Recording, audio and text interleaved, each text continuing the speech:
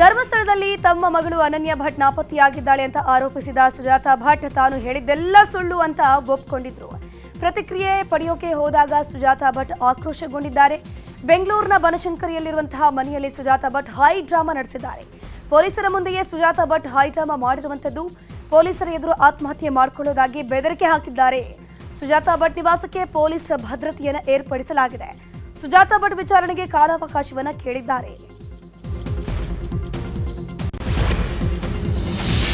ಇನ್ನು ಸುಜಾತಾ ಭಟ್ ರಿಪ್ಪನ್ಪೇಟೆಯಲ್ಲಿ ಸಾಲ ತೀರಿಸದೆ ಓಡ್ ಹೋಗಿದ್ರು ಅನ್ನೋ ಆರೋಪ ಕೇಳಿ ಬರ್ತಾ ಇದೆ.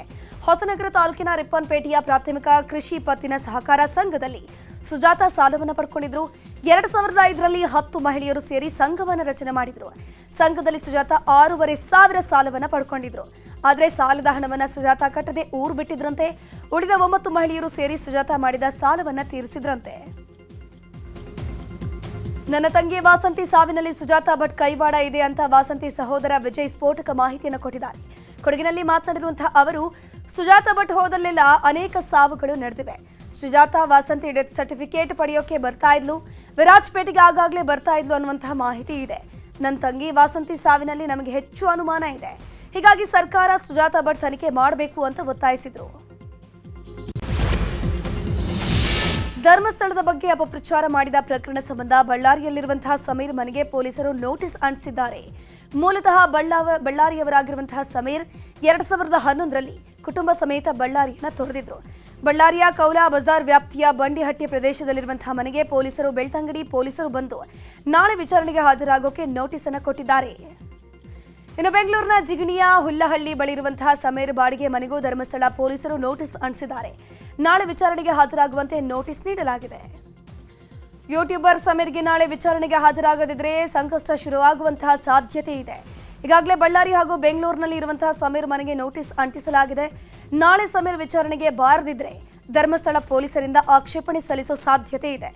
ಒಂದು ಆಕ್ಷೇಪಣೆ ಸಲ್ಲಿಸಿದ್ರೆ ಜಾಮೀನು ಕೂಡ ರದ್ದಾಗುವಂತಹ ಸಾಧ್ಯತೆ ಇರುವಂತದ್ದು. ಧರ್ಮಸ್ಥಳ ಬಗ್ಗೆ ಅಪಪ್ರಚಾರ ಖಂಡಿಸಿ ಹೊನ್ನಾಳಿಯಲ್ಲಿ ಬಿಜೆಪಿ ಬೃಹತ್ ಪ್ರತಿಭಟನೆ ಮಾಡಿತು. ಮಾಜಿ ಸಚಿವ ಎಂಪಿ ರೇಣುಕಾಚಾರ್ಯ ನೇತೃತ್ವದಲ್ಲಿ ಈ ಒಂದು ಪ್ರತಿಭಟನೆ ನಡೆದಿದ್ದು, ಸಂಗೊಳ್ಳಿ ರಾಯಣ್ಣ ವೃತ್ತದಲ್ಲಿ ರಸ್ತೆ ತಡೆದು ಆಕ್ರೋಶ ವ್ಯಕ್ತಪಡಿಸಿದ್ರು. ಧರ್ಮಸ್ಥಳ ಮಂಜುನಾಥೇಶ್ವರ ಶಾಪದಿಂದ ಈ ಸರ್ಕಾರ ಪತನ ಆಗತ್ತೆ ಅಂತ ರೇಣುಕಾಚಾರ್ಯ ಕಿಡಿಕಾರಿದ್ರು. ಧರ್ಮಸ್ಥಳ ಬಗ್ಗೆ ಅಪಪ್ರಚಾರ ಮಾಡೋರ ಗುಂಡಿಕ್ಕಿ ಹೊಡಿಬೇಕು ಅಂತ ಆಕ್ರೋಶವನ್ನು ವ್ಯಕ್ತಪಡಿಸಿದ್ರು. ವಕೀಲರ ನಿಯೋಗ ಧರ್ಮಸ್ಥಳ ತಲುಪಿದೆ. ಧರ್ಮಸ್ಥಳ ಭೇಟಿ ಬೆನ್ನಲ್ಲೇ ನೇರವಾಗಿ 200ಕ್ಕೂ ಹೆಚ್ಚು ಕಾರುಗಳಲ್ಲಿ ಎಸ್ಐಟಿ ಕಚೇರಿಗೆ ವಕೀಲರು ಆಗಮಿಸಿದ್ರು. ಈಗಾಗಲೇ ಆರೋಪಿಯ ಬಂಧನ ಆಗಿದೆ. ಬುರುಡೆ ಹಿಂದಿರುವ ಗ್ಯಾಂಗ್ ಅನ್ನು ಕೂಡ ಬಂಧಿಸಬೇಕು. ಧರ್ಮಸ್ಥಳ ಬಗ್ಗೆ ಅಪಪ್ರಚಾರ ಮಾಡುತ್ತಿರುವವರ ವಿರುದ್ಧ ಕ್ರಮ ಕೈಗೊಳ್ಳಬೇಕು ಅಂತ ಎಸ್ಐಟಿ ಅಧಿಕಾರಿಗಳಿಗೆ ದೂರನ್ನ ನೀಡಿದ್ರು. ಈಗ ರಾಜ್ಯದ ಪ್ರಮುಖ ಸುದ್ದಿಗಳು. ಅಕ್ರಮ ಆನ್ಲೈನ್ ಹಾಗೂ ಆಫ್ಲೈನ್ ಬೆಟ್ಟಿಂಗ್ ಪ್ರಕರಣದಲ್ಲಿ ಚಿತ್ರದುರ್ಗ ಕಾಂಗ್ರೆಸ್ ಶಾಸಕ ಕೆಸಿ ವೀರೇಂದ್ರ ಪಪ್ಪಿ ಅವರನ್ನ ಬಂಧಿಸಲಾಗಿದೆ. ಚಿತ್ರದುರ್ಗ ಜಿಲ್ಲೆಯ ಚಳ್ಳಕೆರೆಯಲ್ಲಿ ಶಾಸಕ ಪಪ್ಪಿ ಹಾಗೂ ಸಹೋದರರ ಮನೆಗಳಿತ್ತು. ನಿನ್ನೆ ಚಳ್ಳಕೆರೆ ಸೇರಿ ದೇಶದಾದ್ಯಂತ 30 ಕಡೆ ಇಡಿ ದಾಳಿ ಮಾಡಿತ್ತು. ಈ ಸಂಬಂಧ ಸಿಕ್ಕಿಂ ರಾಜಧಾನಿ ಗ್ಯಾಂಗ್ ಟಾಕ್ನಲ್ಲಿ ಶಾಸಕ ವೀರೇಂದ್ರ ಪಪ್ಪಿಯನ್ನು ಅರೆಸ್ಟ್ ಮಾಡಲಾಯಿತು.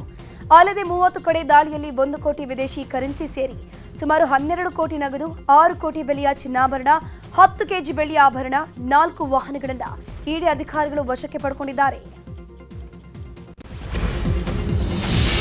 ಮಾಜಿ ಸಿಎಂ ಯಡಿಯೂರಪ್ಪ ವಿರುದ್ಧ ಪೋಕ್ಸೋ ಪ್ರಕರಣ ಸಂಬಂಧ ವಿಚಾರಣಾಧೀನ ನ್ಯಾಯಾಲಯದ ಸಮನ್ಸ್ ರದ್ದು ಕೋರಿದ ಅರ್ಜಿ ವಿಚಾರಣೆ ಇಂದು ನಡೆಯಿತು. ಯಡಿಯೂರಪ್ಪ ಪರವಾಗಿ ಸಿವಿ ನಾಗೇಶ್ ವಾದ ಮಂಡಿಸಿದ್ರು. ರಾಜಕಾರಣಿಗಳು ಪೊಲೀಸರು ಸೇರಿ 50ಕ್ಕೂ ಹೆಚ್ಚು ಮಂದಿ ವಿರುದ್ಧ ಸಂತ್ರಸ್ತೆ ತಾಯಿ ಪ್ರಕರಣವನ್ನು ದಾಖಲಿಸಿದ್ದಾರೆ. ಬಿಎಸ್ವೈ ಬಾಲಕಿಯನ್ನ ಅಸಹಜ ರೀತಿಯಲ್ಲಿ ಮುಟ್ಟಿದ್ದಾರೆ ಅನ್ನೋದು ಆರೋಪವಷ್ಟೇ ಅಂತ ವಾದಿಸಿದ್ರು. ವಾದ ಆಲಿಸಿದ ಹೈಕೋರ್ಟ್ ಸೆಪ್ಟೆಂಬರ್ 2ಕ್ಕೆ ವಿಚಾರಣೆಯನ್ನು ಮುಂದೂಡಿತು. ಹವಾಲಾ ಮತ್ತು casino king pin Samundar Singh ಅವರ ಹುಬ್ಬಳ್ಳಿ ನಿವಾಸದ ಮೇಲೆ ಇಡಿ ಅಧಿಕಾರಿಗಳು ದಾಳಿಯನ್ನು ನಡೆಸಿದ್ರು. ಪ್ರಕರಣ ಸಂಬಂಧ ಸಮುಂದರ್ ಸಿಂಗ್ನನ್ನ ಇಡಿ ವಶಕ್ಕೆ ಪಡೆದುಕೊಂಡಿದೆ. ಸತತ 18 ಗಂಟೆಗಳ ಕಾಲ ತಪಾಸಣೆಯ ನಂತರ ಸಮುಂದರ್ ಸಿಂಗ್ ವಶಕ್ಕೆ ಪಡೆಯಲಾಗಿದೆ. ಜಾಲತಾಣದಲ್ಲಿ ಜಾತಿ ನಿಂದನೆ ಆರೋಪದಡಿ ಬಂಧನವಾಗಿದ್ದ ವಕೀಲ ಜಗದೀಶ್ಗೆ ಜಾಮೀನು ದೊರೆತಿದೆ. ಬೆಂಗಳೂರಿನ 7ನೇ ಎಸಿಜೆಎಂ ಕೋರ್ಟ್ ಜಾಮೀನು ಮಂಜೂರು ಮಾಡಿರುವಂತದ್ದು. ನಿನ್ನೆ ಜಗದೀಶ್ರನ್ನ ಕೊಡಿಗೆಹಳ್ಳಿ ಪೊಲೀಸರು ಅರೆಸ್ಟ್ ಮಾಡಿದ್ರು. ದರ್ಶನ್ ಅಂಡ್ ಗ್ಯಾಂಗ್ಗೆ ಬೇರೆ ಬೇರೆ ಜೈಲುಗಳಿಗೆ ಶಿಫ್ಟ್ ಮಾಡೋ ಸಂಬಂಧ ಕೋರ್ಟ್ಗೆ ವಿಡಿಯೋ ಕಾನ್ಫರೆನ್ಸ್ ಮೂಲಕ ಆರೋಪಿಗಳನ್ನು ಹಾಜರುಪಡಿಸಲಾಯಿತು. ಈ ವೇಳೆ ಪ್ರದೋಷ್ ಪರ ವಕೀಲರಿಂದ ಮಾತ್ರ ಆಕ್ಷೇಪಣೆ ಸಲ್ಲಿಕೆ ಮಾಡಲಾಗಿದ್ದು, ದರ್ಶನ್ ಪವಿತ್ರ ಪರ ವಕೀಲರಿಂದ ಆಕ್ಷೇಪಣೆ ಸಲ್ಲಿಕೆಗೆ ಅವಕಾಶ ಕೇಳಲಾಗಿದೆ. ಅಲ್ಲದೆ ಪವಿತ್ರ ಪರ ವಕೀಲರಿಂದ ಸ್ಟ್ಯಾಚ್ಯುಟರಿ ಬೇಲ್ಗೆ ಅರ್ಜಿ ಸಲ್ಲಿಕೆ ಮಾಡೋಕೆ ಮನವಿ ಮಾಡಿದ್ದಾರೆ. ಇನ್ನು ದರ್ಶನ್ ಬಳ್ಳಾರಿ ಜೈಲಿಗೆ ಶಿಫ್ಟ್ ಮಾಡುವ ಕುರಿತಾಗಿ ಆಗಸ್ಟ್ 30ಕ್ಕೆ ವಿಚಾರಣೆ ನಡೆಸುವುದಾಗಿ ಕೋರ್ಟ್ ಮುಂದೂಡಿದೆ. ಕೋಟೆನಾಡು ಚಿತ್ರದುರ್ಗದಲ್ಲಿ ನ್ಯೂಸ್ 18 ಕರುನಾಡ ಹಬ್ಬ ಅದ್ದೂರಿಯಾಗಿ ನಡೀತಾ ಇದೆ. ನಗರದ ಹಳೆ ಮಾಧ್ಯಮಿಕ ಶಾಲೆ ಆವರಣದಲ್ಲಿ ಇನ್ನೆರಡು ದಿನ ನ್ಯೂಸ್ 18 ಕರುನಾಡ ಹಬ್ಬ ನಡೆಯಲಿದೆ. ಸಾಂಸ್ಕೃತಿಕ ಕಾರ್ಯಕ್ರಮಗಳು, ಆಹಾರ ಮೇಳವಿದ್ದು ಸಾರ್ವಜನಿಕರಿಂದ ಭರ್ಜರಿ ರೆಸ್ಪಾನ್ಸ್ ಸಿಗ್ತಾ ಇದೆ. ಕಾಲೇಜು ವಿದ್ಯಾರ್ಥಿಗಳು, ಸಾರ್ವಜನಿಕರು ಆಗಮಿಸಿ ವೆರೈಟಿ ಖಾದ್ಯ ಸವಿದು ಎಂಜಾಯ್ ಮಾಡಿದ್ದಾರೆ. ಕುಟುಂಬ ಸಮೇತ ಆಗಮಿಸಿದ ಜನ ಗೃಹ ಬಳಕೆ ವಸ್ತುಗಳನ್ನು ಖರೀದಿಸಿ ಖುಷಿ ಪಡ್ತಿದ್ದಾರೆ. ಫಟಾಫಟ್ ನೋಡ್ತಾ ಹೋಗೋಣ. ಉತ್ತರಾಖಂಡದಲ್ಲಿ ನಿನ್ನೆ ರಾತ್ರಿ ಮತ್ತೆ ಭಯಾನಕ ಮೇಘ ಸ್ಫೋಟ ಸಂಭವಿಸಿದೆ. ಚಮೋಲಿ ಜಿಲ್ಲೆಯ ಥರಾಲಿಯಲ್ಲಿ ಸಂಭವಿಸಿದ ಮೇಘ ಸ್ಫೋಟದಿಂದ ಭಾರೀ ವಿನಾಶ ಸಂಭವಿಸಿದೆ. ಪ್ರವಾಹದಲ್ಲಿ ಒಬ್ಬ ಯುವತಿ ಕೊಚ್ಚಿ ಹೋಗಿ ಮೃತಪಟ್ಟಿದ್ದಾರೆ. 10 ಜನ ಕಣ್ಮರೆಯಾಗಿದ್ದಾರೆ. ಜಮ್ಮು ಕಾಶ್ಮೀರದಲ್ಲಿ ಸುರಿಯುತ್ತಿರುವ ಭಾರೀ ಮಳೆಗೆ ಭಾರೀ ಪ್ರವಾಹವೇ ಉಂಟಾಗಿದೆ. ಕತವಾದಲ್ಲಿ ನದಿಗಳು ಉಕ್ಕಿ ಹರಿತಾ ಇದ್ದು ಜನ ಕಂಗಾಲಾಗಿ ಹೋಗಿದ್ದಾರೆ. ಅಪಾಯವನ್ನು ಲೆಕ್ಕಿಸದೆ ಸೇತುವೆ ಮೇಲೆ ತೆರಳಿದ್ದ ಕಾರು ನದಿಗೆ ಬಿದ್ದಿದೆ. ಇನ್ನು ಸ್ಥಳಕ್ಕೆ ಆಗಮಿಸಿದ ಎಸ್ಡಿಆರ್ಎಫ್ ತಂಡ ಕಾರ್ನಲ್ಲಿದ್ದವರನ್ನು ರಕ್ಷಿಸಿ ಕಾರನ್ನ ಮೇಲಕ್ಕೆತ್ತಿದೆ.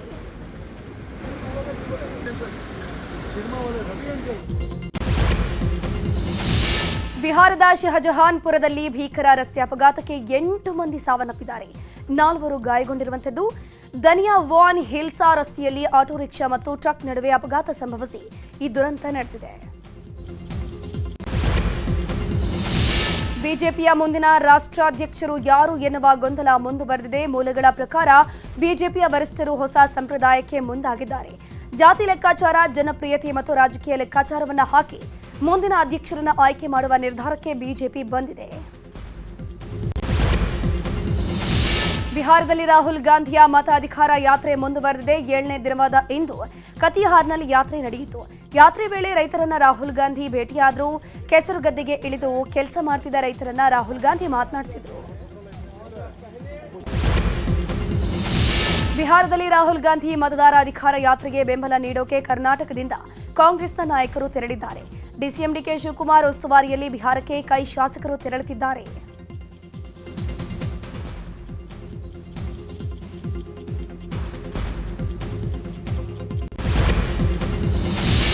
ರಾಷ್ಟ್ರೀಯ ಬಾಹ್ಯಾಕಾಶ ದಿನದ ಪ್ರಯುಕ್ತ ದೆಹಲಿಯಲ್ಲಿ ಕಾರ್ಯಕ್ರಮ ಆಯೋಜಿಸಲಾಗಿತ್ತು.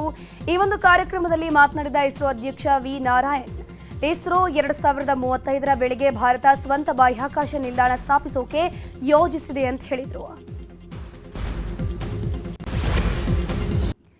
ಈಗ ವಿದೇಶಿ ಸುದ್ದಿಗಳನ್ನು ನೋಡ್ತಾ ಹೋಗೋಣ. ಭಾರತದ ಜೊತೆಗೆ ಅಮೆರಿಕ ಅಧ್ಯಕ್ಷ ಡೊನಾಲ್ಡ್ ಟ್ರಂಪ್ ಸುಂಕ ಸಮರ ನಡೆಸುತ್ತಿದ್ದಾರೆ. ಇಂತಹ ಸಮಯದಲ್ಲಿ ತಮ್ಮ ಆಪ್ತ ರಾಜಕೀಯ ಸಹಾಯಕ ಸರ್ಜಿಯೋ ಗೋರ್ ಅವರನ್ನ ಭಾರತಕ್ಕೆ ಅಮೆರಿಕದ ರಾಯಭಾರಿಯಾಗಿ ಟ್ರಂಪ್ ನೇಮಕ ಮಾಡಿದ್ದಾರೆ. ನ್ಯೂಯಾರ್ಕ್ನಲ್ಲಿ ಭೀಕರ ರಸ್ತೆ ಅಪಘಾತ ಸಂಭವಿಸಿದ್ದು ಭಾರತೀಯ ಸೇರಿ 5 ಮೃತಪಟ್ಟಿದ್ದಾರೆ. ಹಲವರಿಗೆ ಗಂಭೀರ ಗಾಯಗಳಾಗಿದೆ. ಅಪಘಾತಕ್ಕೀಡಾದ ಬಸ್ಸಿನಲ್ಲಿ ಭಾರತ, ಚೀನಾ ಮತ್ತು ಫಿಲಿಪಿನೋ ಮೂಲದ ಪ್ರವಾಸಿಗರಿದ್ರು ಅಂತ ತಿಳಿದು ಬಂದಿದೆ.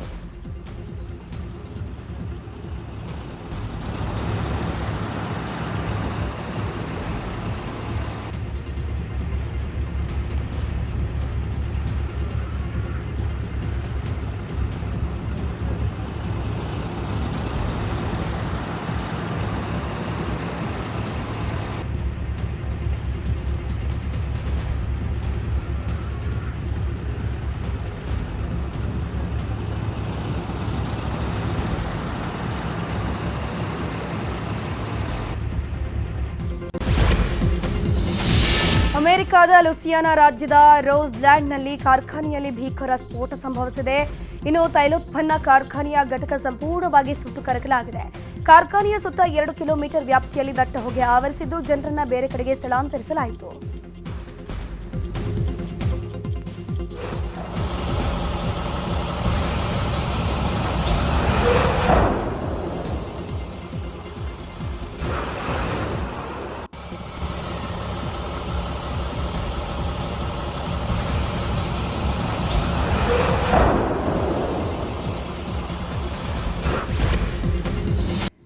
ಇವಷ್ಟೇ ಕ್ಷಣದ ಪ್ರಮುಖ ಸುದ್ದಿ ನೋಡ್ತಾರೆ ನ್ಯೂಸ್